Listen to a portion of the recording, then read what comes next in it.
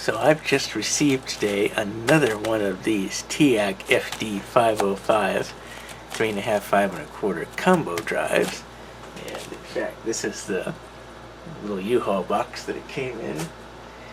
And we're going to look at this. I haven't actually taken out its wrapping or anything, because in this video we're actually going to look at what you should check when you buy a used floppy drive, whether it's a 3.5, 5 1/4 or a combo like this, the things to look out for. Now again, this is a TEAC 505 3.5, 5 1/4 combo, and it's one of the older models because this has the 3.5 eject button next to the 3.5 drive. The one that I showed before was a newer one, and it had the button below it, kind of like the 5 1/4 one here. The other difference is there's an actual plate here with a conventional slimline floppy drive hooked up to it, as opposed to a customized slimline drive that just fit over the whole base here. There's also, again, a slight difference on the bezel, but the I/O board is pretty much the same. It still has a 34-pin connector and the 4-pin Berg for power, along with the jumpers. So we're going to check this drive out now. There's already some potential stuff on the horizon here. I don't know if you can hear that, but there's something potentially loose in there. Hopefully not broken. It could just as be possibly a loose drive head. Hopefully not a broken one, but that's the ones that come to the top of my mind there. So let's go ahead and take off this bubble wrap and start looking at this a little more closely.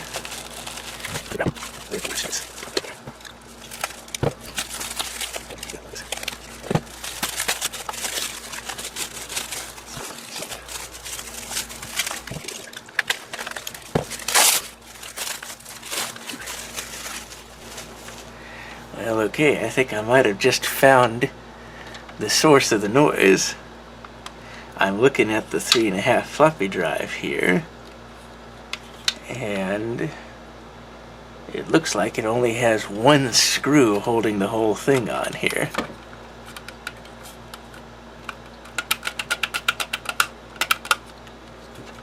I don't know if it's that or something else, but yeah, it doesn't seem like it's been secured very well, unless it's secured on the bottom of the plate. Could be just the lid. But anyway, let's take. Oh, yes, we have found something already. What is this?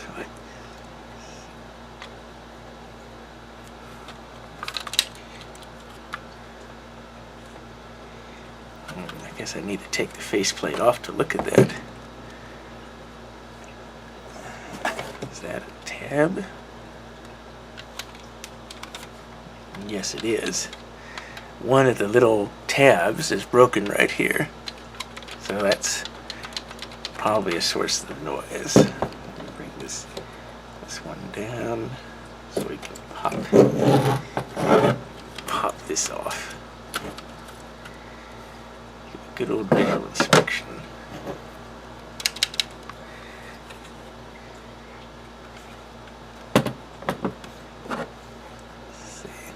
Yeah, you can see it's stuck right in the 5 1/4 outlet there.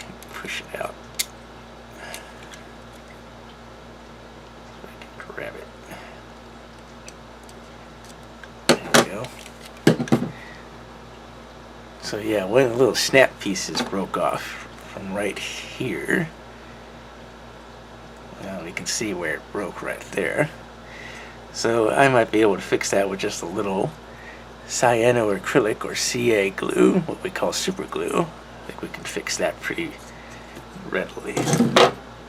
Do we still have that noise? Yes, we do. That could just be something minor. We do have some wear on the spindle here, so it looks like it's lost some paint.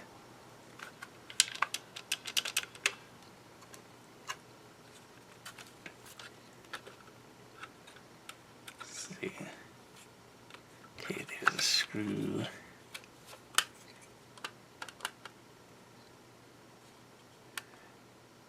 Okay, I think the floppy drive is actually screwed on to the plate from below, not on the sides.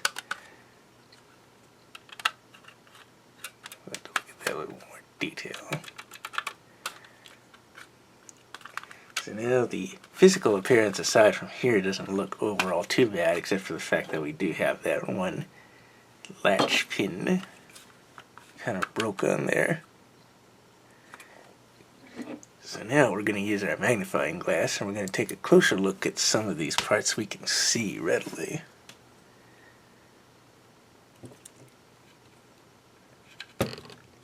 Let's see, the 5 1/4 head is not loose in there, so that's a good thing.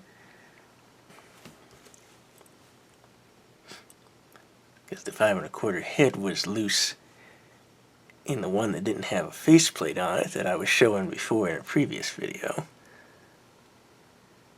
See. Now the drive is a little dirty, so it could use some cleaning. So I'll have to do a little bit of that. Let's see. Again, I'm using the magnifying glass to take a look at the I/O board to look for any cracks.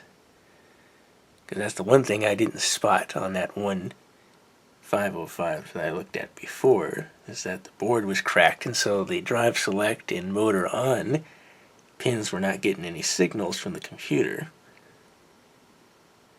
So far I'm not seeing any cracks on this board that would be causing a problem.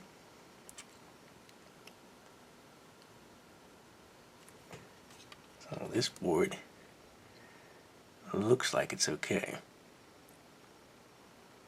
And that's a good thing, because then I don't have to worry about making any jumper wires or anything like that. Alright. So we just got one screw holding the lid on our 3.5 floppy drive. Let's see if I can take that off right quick.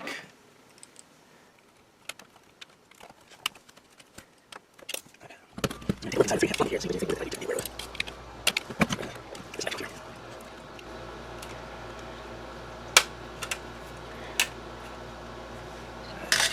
Cover, and let's see. Yep, we don't have a broken head like the last one I looked at, so that's a good thing. As I say, this is a conventional slimline floppy drive that's on here. The other TEAC 505s I have, they actually have a custom one that's been built into a large frame to fasten onto the 5 1/4. So this is a little easier to replace if we have to replace the whole drive. But considering that the head is not damaged, it looks like we won't have to worry about that.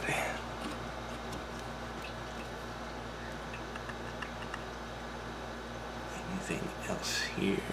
Does this head move? Yes, it does. So we're going to move that head out a little bit. Same thing with our 5 1/4 down here. See if I can move that one at all. Yeah, I can. Alright.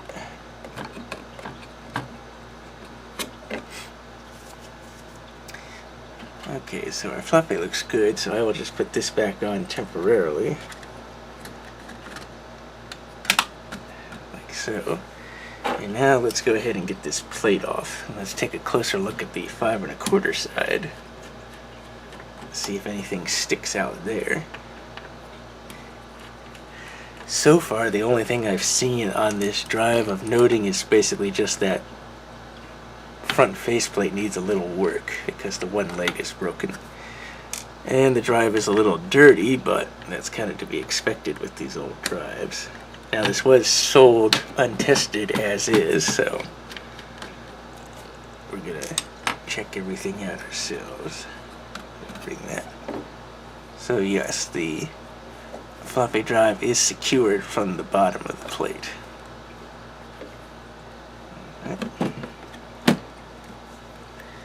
And there's our 5 1/4, and of course these are always FD-155 GFs that are in here. For anything that sticks out on the sensors. There's our right protect sensor, that's our index. head is not loose on that. Let's see how it does inserting a disc. Let's see how this performs.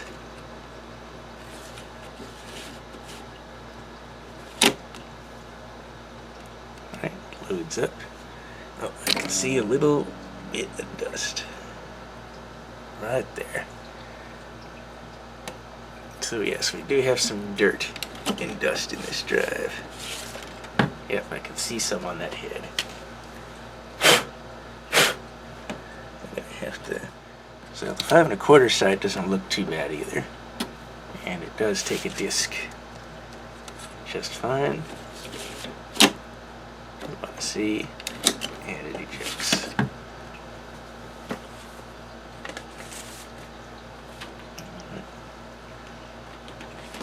I guess for the sake of things, we might as well see how the 3 1/2 here does with disc. Okay. Again, it's a little dampened, but that's kind of working okay, it looks like. Let's see how that is. I'll go ahead and fasten this back on.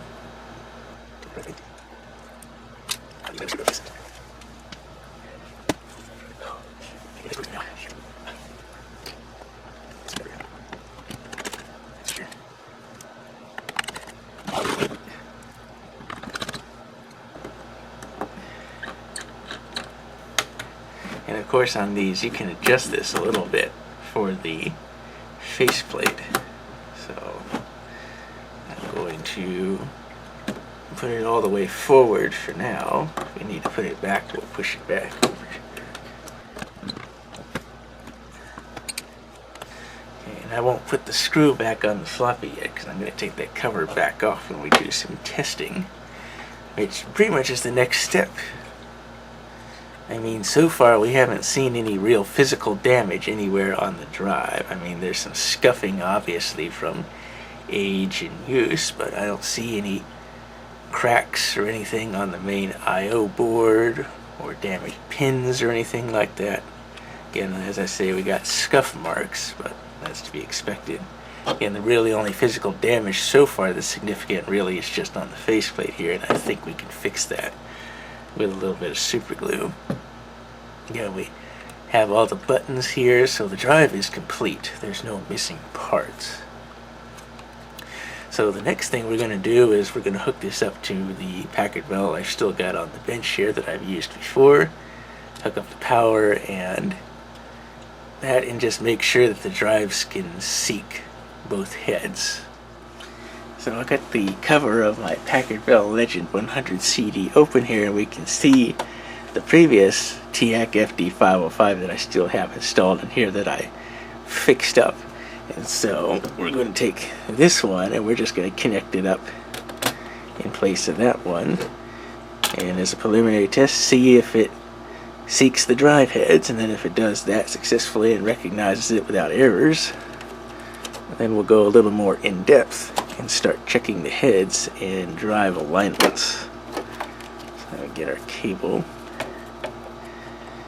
get our pins lined up. Okay. Alright, that's got that in there. Let's get our Berg power connector.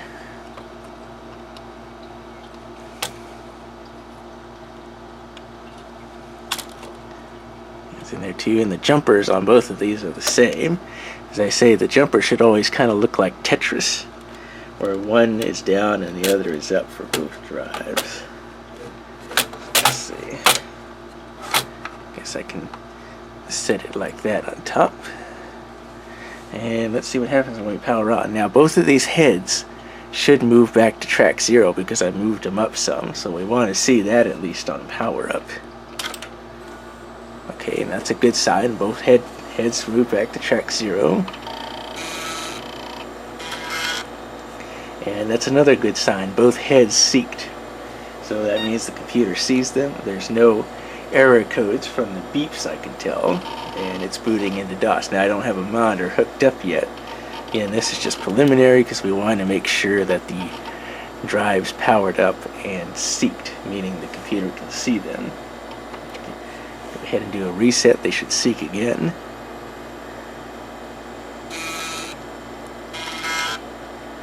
Okay, so that's a pretty good sign so far that the drive is at least functional with its I/O board and stepper motors and heads.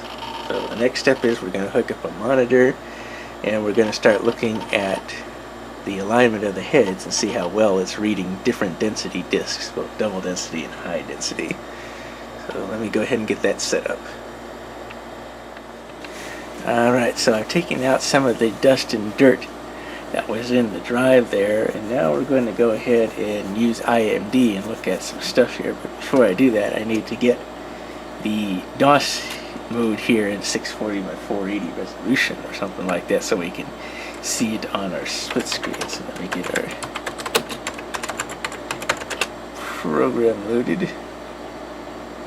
And there we go. Now you can see what I'm seeing on my screen, but of course still being able to see the drive here. Nice new testing setup. So let's go ahead and get into IMD and get it out of that. So right now we got our default settings. So the first thing we're going to do is just check the head operation going back and forth on both drives.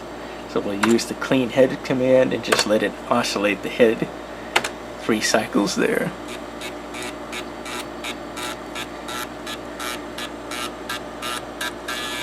And we're both listening and watching for any abnormalities that might be happening with the head moving.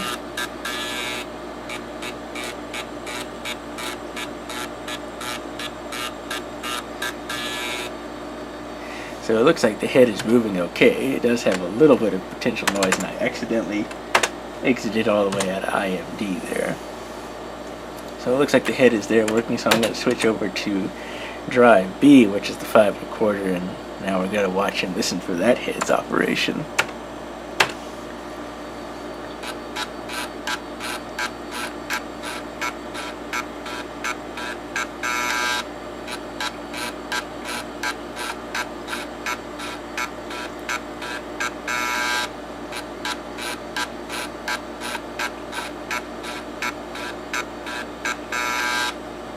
Okay, well, that head also appears to be moving okay, and like the 3.5, it also has some slight sound with it, but it doesn't sound too bad. So now we're going to look at the drive alignment. So I've got this double density electric crown disk for the 5 1/4 drive. I don't have any program disks that are high density media. I only have double density. I'll put that in there.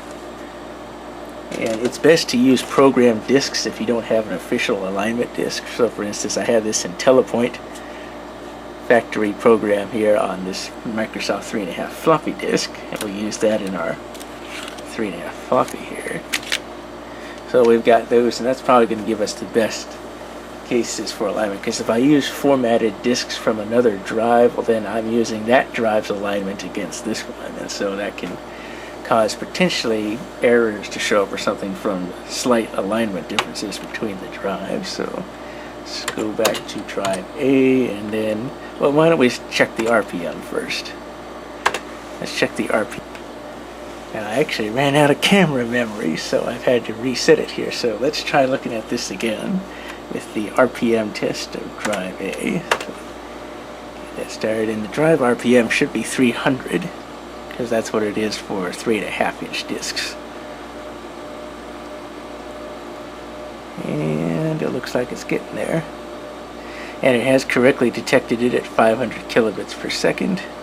And it does say 18 tracks, which is where you should have on a high density 3.5 disc with 80 tracks on it.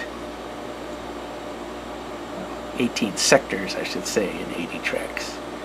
So that looks pretty good for the 3.5. Let's change this to the 5 1/4. Now the 5 1/4 does not have dual speed capability, so it should be reading 360 RPM for a double density disc, which it is. And of course that's got 40 tracks on it in 9 sectors. So that's being read correctly in 300 kilobits per second. So that looks like it's working there. So let's go ahead and, well, let's do the alignment test on the 5 1/4.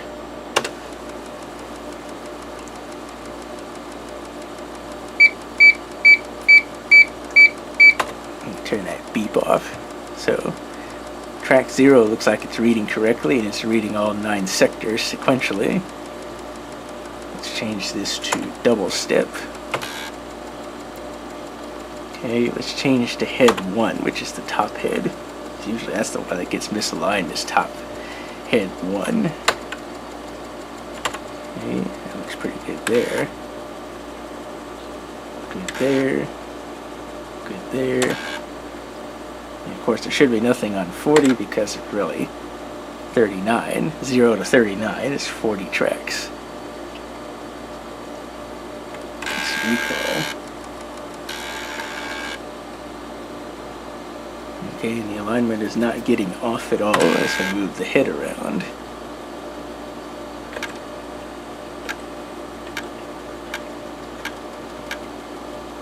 So that's 14, 15. Switch between the heads.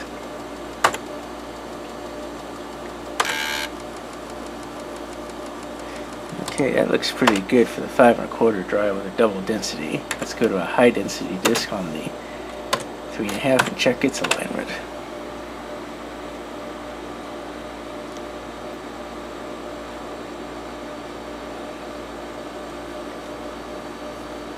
Okay, it looks like it is getting every sector sequentially on that at track 0. It has detected all 18 sectors. And this one is single step because we have 80 tracks. Let's go to the middle of the disc. That's pretty good. How about head 1? Head 1 looks pretty good as well. Track 70. Track 80. Yeah, it thinks there's a little bit of a track on that program disc, but really it's 79. Yeah, that's what we'd expect.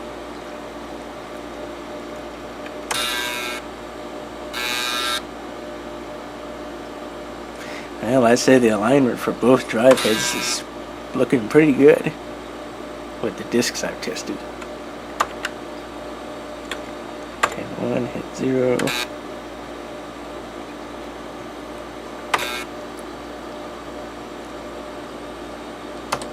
Okay, well, preliminary alignments on both drives, we're just removing some of the dirt stuff out of them. Looks pretty good. So that should tells me that both discs and drives should be operable. So I'm going to exit out of this. So to do the PC Doctor test, everyone's favorite, where it actuates the drive heads and a whole bunch of other things that we've seen before. So I'm going to go ahead and switch over to that. Go down to the floppy disk test. Now I've changed this disk out for a double density disk on the 3 1/2 inch disk drive, so 80 tracks with 9 sectors. So let's get the testing underway. Insert diskette, we've done that.